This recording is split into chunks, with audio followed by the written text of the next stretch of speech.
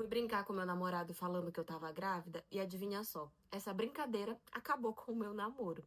Eu tava namorando com esse rapaz fazia mais ou menos um ano e nós tínhamos um relacionamento muito bom. Eu considerava ele um ótimo namorado, um parceiro legal, a gente tinha muitas coisas em comum e tava tudo certo. Ok, nisso, só pra vocês entenderem, quando essa história aconteceu, eu já estava com 22 anos. Tava na faculdade, já tava indo no meu penúltimo ano de faculdade, ele também, tá tudo certo. Até que eu comecei a desconfiar que eu estivesse grávida. Minha menstruação atrasou, eu tava com alguns sintomas, então eu comecei a pensar que eu tava grávida.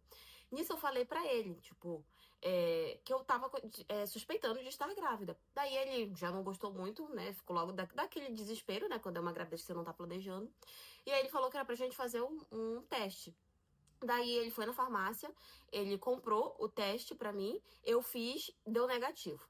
Ok, a gente deu uma respirada, mas aí os dias foram passando, minha menstruação não descia, e sempre tem essa questão de falso negativo, né? Daí eu fui e falei pra ele que eu ia fazer um exame de sangue pra ter certeza, porque a minha menstruação ainda não tinha descido, e eu já tinha ouvido casos de pessoas que tinham feito o teste e tinha dado negativo. Ok, daí eu falei pra ele que eu ia fazer. Só que eu ia fazer no outro dia, né, em jejum e tudo, do jeito que tem que ser, que recomendam, pelo menos, que é a melhor forma que tem. Daí ele disse que ele iria me acompanhar, só que acabou que no dia seguinte ele não pôde me acompanhar, ele teve um pequeno imprevisto. Eu falei pra ele que não tinha problema, que eu ia sozinha. Daí eu fui e fiz o exame, fiquei esperando sair o resultado e quando veio negativo. Aí eu peguei, como já tava mais tranquila, né, peguei e falei assim: ah, eu vou brincar com ele falando que veio, que eu tô grávida, mas depois eu digo que não. Daí ele passou lá pra me buscar. Quando eu entrei, eu já entrei com uma cara assim meio fechada, né? Porque tava só na intenção de brincar. Daí eu virei pra ele, ele perguntou, né, qual tinha sido o resultado. Daí eu falei pra ele, deu positivo. Eu tô grávida.